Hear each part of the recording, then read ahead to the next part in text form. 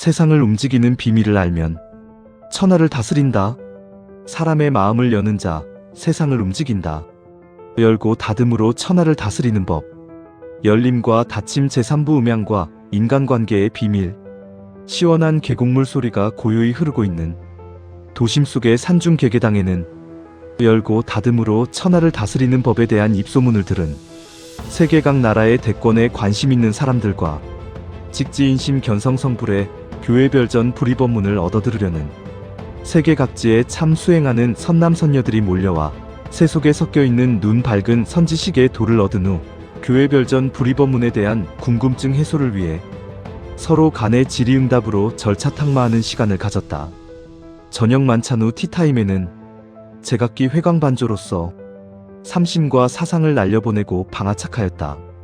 이튿날 개개당 산중의 새벽 세상을 움직이는 비밀 세 번째 시간. 열고 닫음으로 천하를 다스리는 법.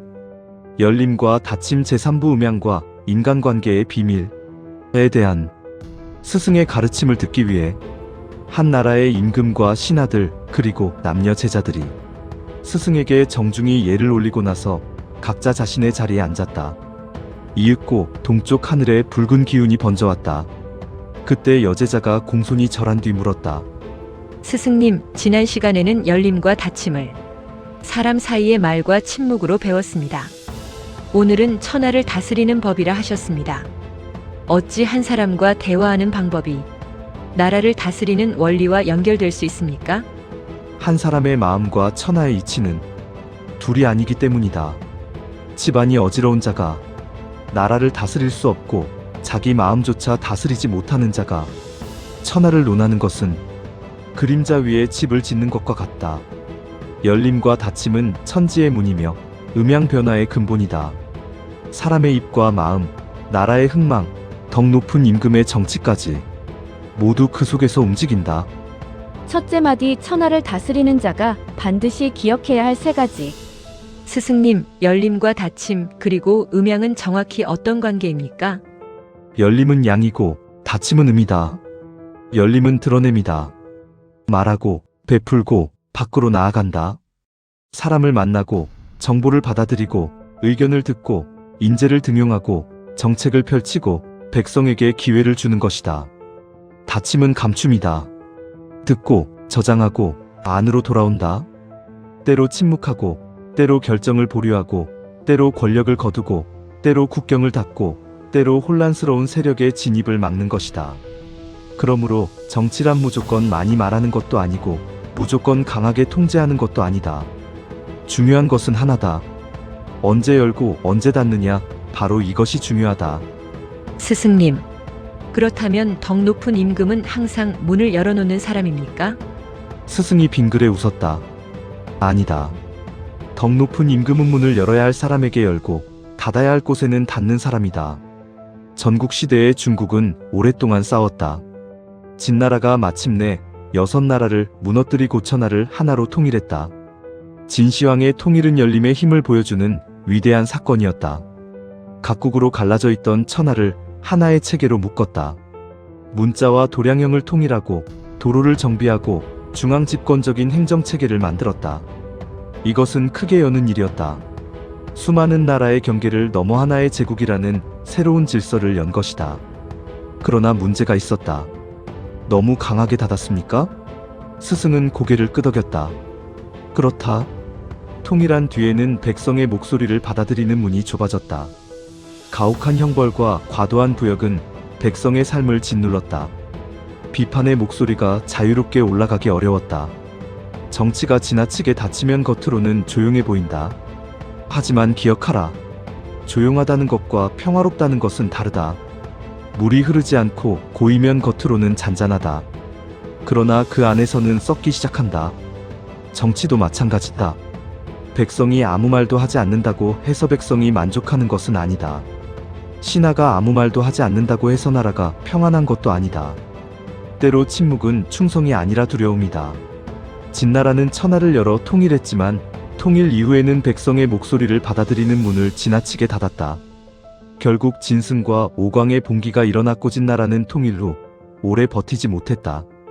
그러면 스승님, 진시황의 실패는 닫음 자체가 아니라 닫아야 할 것과 열어야 할 것을 구분하지 못한 것입니까?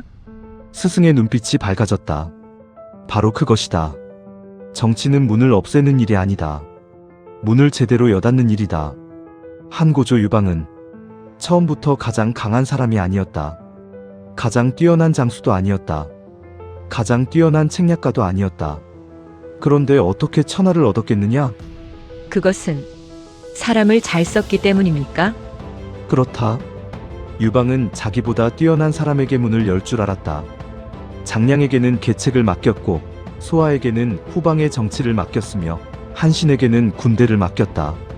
어느 날 유방이 신하들에게 말했다고 전해지는 유명한 말이 있다. 장막 안에서 계책을 세워 천리 밖의 승리를 결정하는 데는 내가 장량만 못하고 나라를 안정시키고 백성을 어루만지며 군량을 공급하는 데에는 내가 소아만 못하며 군대를 이끌고 싸워 반드시 승리하는 데에는 내가 한신만 못하다. 나는 이 세 사람을 쓸 줄 알았기 때문에 천하를 얻었다. 이것이 정치에서의 열림이다.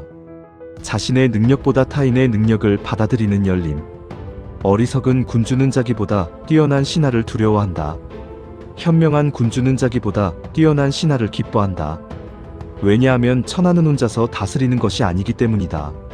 스승님, 하지만 신하가 너무 강해지면 군주의 자리를 위협하지 않습니까?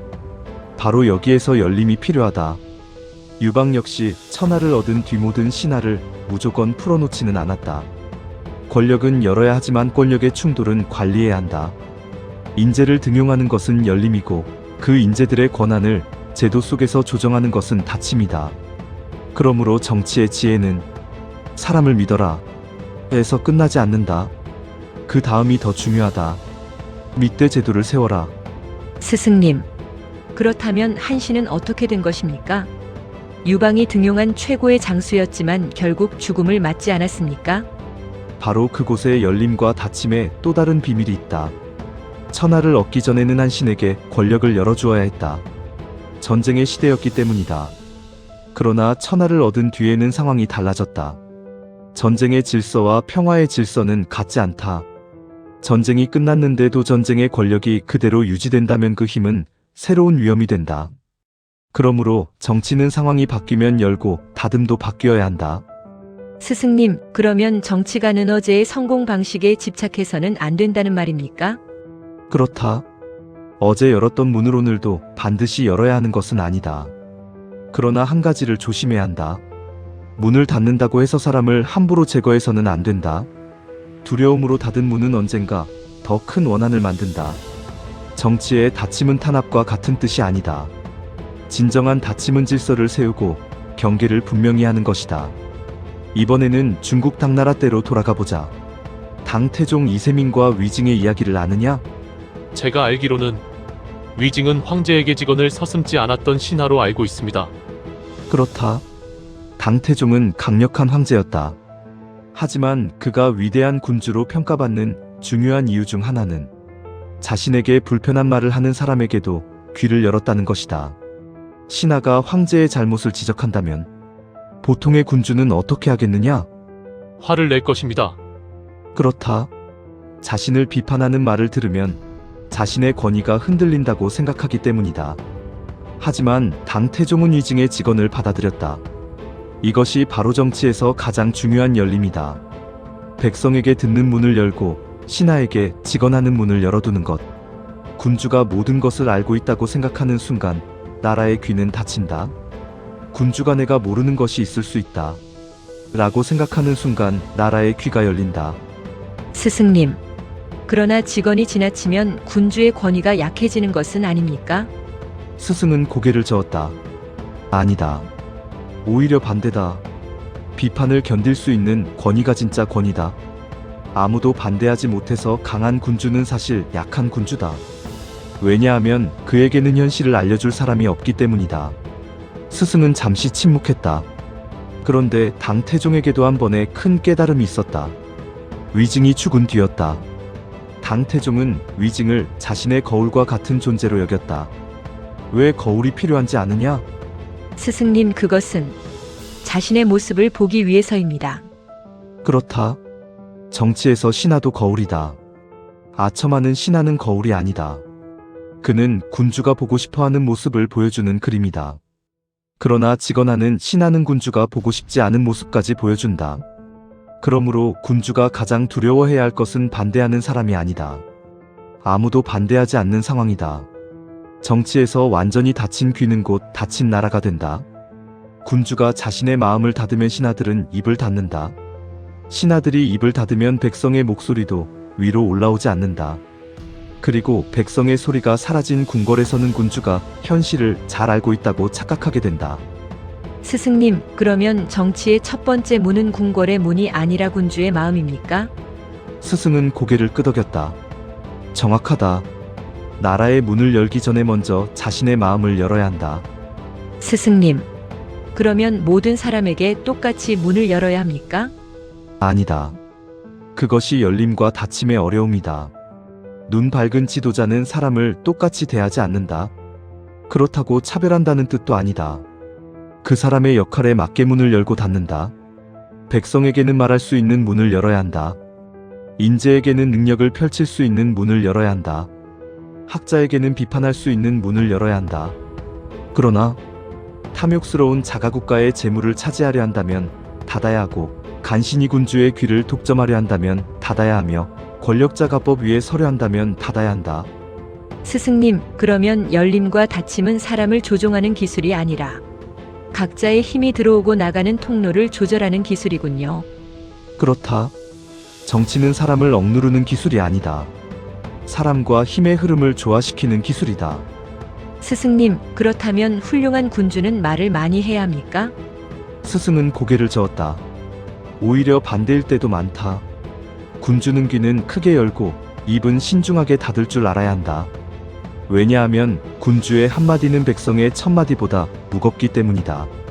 군주가 함부로 말하면 신하들은 그 말에 맞추려 한다. 그러면 진실이 사라진다. 군주가 침묵하고 들으면 신하들은 자신의 생각을 말할 수 있다. 그러므로 말할 때는 열림이고 들을 때는 닫힘이다. 하지만 또 하나 기억하라. 필요한 순간에는 군주가 분명하게 말해야 한다. 결정할 때 침묵하면 혼란이 생긴다. 그러므로 들을 때는 닫고 결정할 때는 열어라. 열림과 닫힘 둘 중 하나만 선택하면 어떻게 되겠느냐? 스승님, 열림만 있으면 모든 것이 밖으로 흩어집니다. 닫힘만 있으면 모든 것이 안에 갇힙니다. 그렇다. 열림만 있는 정치는 무질서가 된다. 닫힘만 있는 정치는 독재가 된다. 열림만 있는 조직은 누구나 말하지만 아무도 결정하지 못한다. 닫힘만 있는 조직은 아무도 말하지 않으며 오직 한 사람의 생각만 남는다. 가정도 마찬가지다. 사랑만 있고 경계가 없으면 방종이 되고, 규칙만 있고 사랑이 없으면 억압이 된다. 기업도 마찬가지다. 창의성만 있고 질서가 없으면 혼란이 되고, 규칙만 있고 창의성이 없으면 조직이 죽는다. 정치도 마찬가지다. 스승님, 그렇다면 덕 높은 지도자는 무엇을 보고 열림과 닫힘을 결정합니까? 덕 높은 지도자는 사람의 말만 듣지 않는다. 그 말 뒤에 마음을 본다. 정책의 겉모습만 보지 않는다. 그 정책이 가져올 변화를 본다. 오늘의 이익만 보지 않는다. 내일의 결과를 본다. 그리고 가장 중요한 것을 본다. 시기, 곧 때다. 같은 행동도 때가 다르면 결과가 달라진다. 봄에 문을 열어 씨앗을 뿌려야 할 때가 있고, 겨울에는 문을 닫고 힘을 비축해야 할 때가 있다. 전쟁 중에는 군대를 움직여야 하지만 평화가 오면 군대의 힘을 제도 속에 거두어야 한다. 혼란할 때에는 질서를 세워야 하지만 질서가 지나치게 굳으면 다시 변화를 허용해야 한다.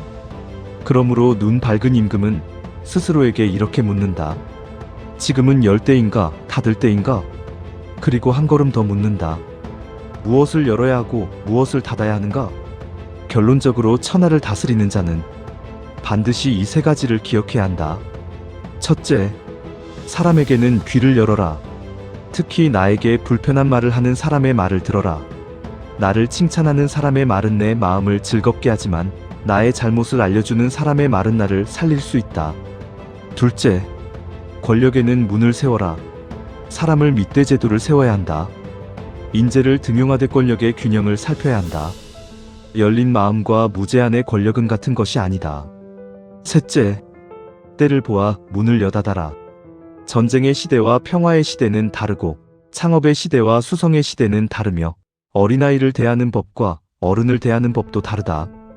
어제의 방법이 오늘의 정답이라는 보장은 없다.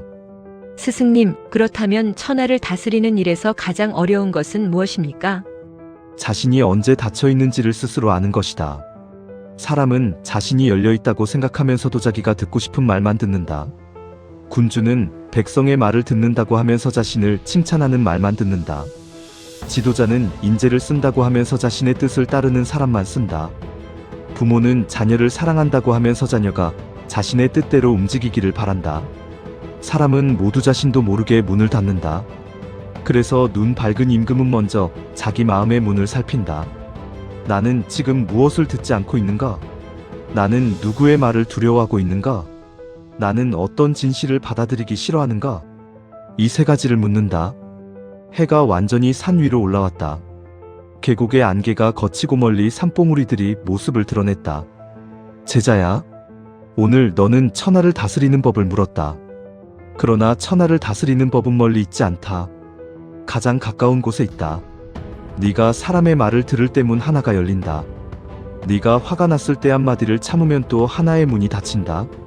네가 상대의 마음을 이해하면 관계의 문이 열린다. 네가 탐욕을 절제하면 욕망의 문이 닫힌다.